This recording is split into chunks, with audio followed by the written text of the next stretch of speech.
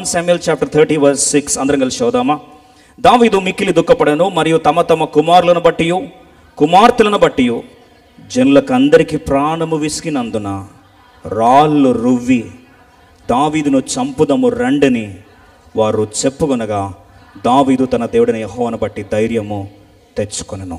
జిక్లాగు గాయంలో నష్టపోయినప్పుడు ఆ గాయము మొదటిగా నీలో ఏం తీసుకొస్తుందండి? కన్నీరు తీసుకొస్తుంది. ఏడుస్తావు. ఏడ్చేది అందరికీ సమానం. దావీదు ఏడ్చాడు, దావీదుతో పాటు ఉన్న ప్రజలు కూడా ఏడ్చారు. ఒక మాట విందాం. గాయపడ్డప్పుడు, జిక్లాగు గాయాలు ఉన్నప్పుడు ఏడ్చిన తర్వాత రెండో స్పందన సాధారణంగా 2 ఆప్షన్స్ నీ చేతిలో ఉంటాయి. ఫస్ట్ ఆప్షన్ ఏంటంటే వెంటనే నింద వేయడం, రాయి వేయడం, లేదా విమర్శించడం, లేదా బిట్టర్నెస్, ఆయాసం వ్యక్తపరచడం. దేన్ని వ్యక్తపరచడం అండి? ఆయాసాన్ని వ్యక్తపరచడం. వాళ్ళ ఆయాసం అంతా ఎవరి మీద ఉంది ఇప్పుడు? గట్టిగా చెప్పండి. దావీదు మీద అంతే. ఇప్పుడు ఒక మాట చెప్తాను. వాళ్ళందరూ ఆయాసం దావీదు ఉంటే బైబిల్ ఏం సెలవిస్తుందంటే, అందరూ రాళ్ళతో దావీదు కొట్టాలని చంపుదామని చూస్తున్నప్పుడు మరి దావీదు చేతిలో రాయలేదా? మీరు చెప్పండి. అందరికి రాళ్ళు దొరికితే దావీదుకి రాయి దొరకదా? మనస్సే గోత్రికులు శూరమైన వారు, దావీదు పక్షమన్నా చేరిన వారు ఈ గుంపులో లేరు. వాళ్ళు వచ్చి మీకు ప్రాణం పెడతామని నిలబడ్డోళ్ళు ఉన్నారు. అంటే దావీదుకు రాళ్ళు ఉండవు. కేవలం దావీదు పక్కన మనుషులకు ఏముంటాయండి? రాళ్ళు ఉంటాయా? రైజింగ్ అబౌవ్ బిట్టర్నెస్, ఆయాసం మీద నుండి నువ్వు విజయం పొందగలగాలి. జిక్లాగులో మొదటిగా కన్నీరు. జిక్లాగులో వారు సమకూర్చబడ్డానికి, దావీదు సమస్తము సంపాదించుకొని రాయబడ్డానికి దావీదు చేసింది మిగతాలు చెయ్యనిది ఒకే ఒకటి ఏంటంటే, మిగతా వాళ్ళందరూ రాళ్ళతో కొట్టి చంపుదాము రండి అన్నారు. దావీదు మాత్రము రాళ్ళతో కొడతానని కానీ ఇతరులను విమర్శించడం కానీ ఏ మాట లేదండి. సమకూర్పును ఆపేసేది నీ ఆయాసమే. సమకూర్పుకు అడ్డుబండగా నిలిచేది నీ వేదన, ఆయాసమే. నీ లోపల నుంచి వచ్చే విమర్శ, గాయములో నుండి పెళ్ళుబికి ఆయాసపు మాటలు. అనుభవం మధురంగా మార్చబడ్డానికి ఏం జరిగింది తెలుసా? నిర్గమకాండం 15:23. నీ జీవితంలో చేదు అనుభవము మధురంగా మార్చబడ్డానికి అద్భుతమైన రహస్యాన్ని ఈరోజు ప్రభు మాట్లాడుతున్నాడు. జాగ్రత్తగా ఆలోచిద్దాం. ఈరోజు నుంచి ఆయాసం ఈరోజు సమాధి అయిపోవాలి. వేదన సమాధి అయిపోవాలి. ఈరోజు విమర్శలు సమాధి అయిపోవాలి. నింద వేయడం మానేసేయాలి. వాళ్ళ వల్ల అయింది, వీళ్ళ వల్ల అయింది, వాళ్ళన్నందుకు ఇట్లా అయింది. ఈరోజు చర్మగీతము దేవుడు పలుకును గాక.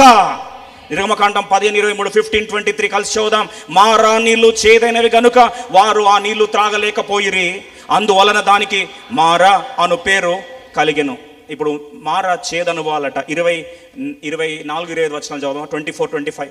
ప్రజలు ఏమేమి త్రాగుదుమని మోషే మీద సనుకొనగా 25 కలిసి చదువుదాం. అతడు యెహోవాకు మొరపెట్టెను, అంతటా యెహోవా అతనికి ఒక చెట్టును చూపెను. ఏం చూపించాడండి? గట్టిగా చెప్పండి. చెట్టు.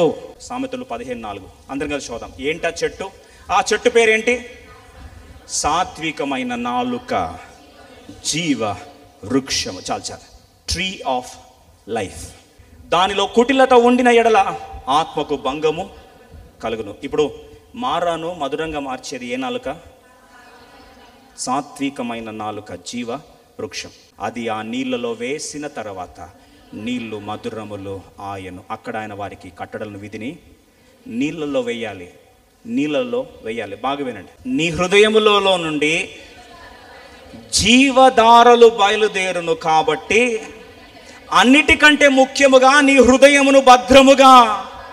ఇప్పుడు రాళ్ళతో కొట్టి దావీదుని చంపాలని విమర్శిస్తూ ఉంటే, అంటే మీరు అనొచ్చు, నా మీద రాళ్ళ దాడి ఎవరు చేయలేదంటే, అందుకొరకు యోబు భక్తుడు జ్ఞాపకం చేస్తా అంటాడు. జోబ్ చాప్టర్ 5:21, నోటి మాటల వలన కలుగు గాయమట. చూడండి 5:21, నోటి మాటల చేత కలుగు నొప్పి నీకు తగలకుండా ఆయన నిన్ను చాటు చేయును, ప్రళయము వచ్చినను నీవు దానికి.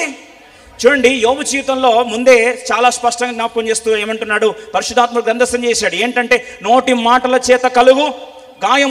ఈరోజు అలా కుటుంబాలు పగిలిపోయిన వాళ్ళు ఉండొచ్చు. ఆవేశంలో, కోపంలో. A hurt person will always hurt others.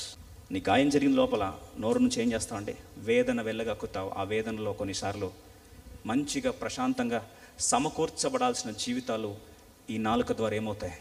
తగలబడతాయి. చేదు వేరు దేవుని యొక్క సమకూర్పును దూరం చేస్తుంది. చేదు వేరు, ఆయాసపు మాటలు దేవుని సమకూర్పును నీ నుంచి గల్లంతు చేస్తుంది. అందుకొరకే సాతాను ఆవేదన రెచ్చగొడతాడు, ఆయాసం రెచ్చగొడతాడు. వేదనలో నువ్వు ఏది పడుతుంది మాట్లాడాలని చేస్తాడు.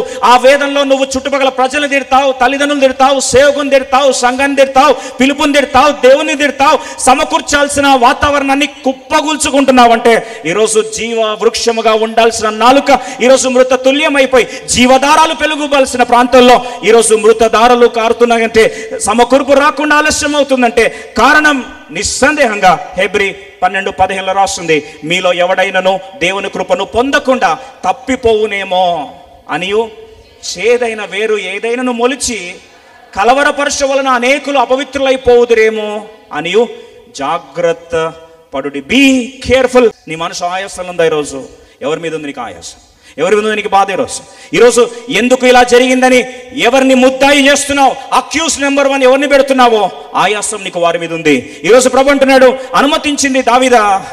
ఈ 600 మంది రాళ్ళతో కొట్టి చంపాలనుకున్నారా?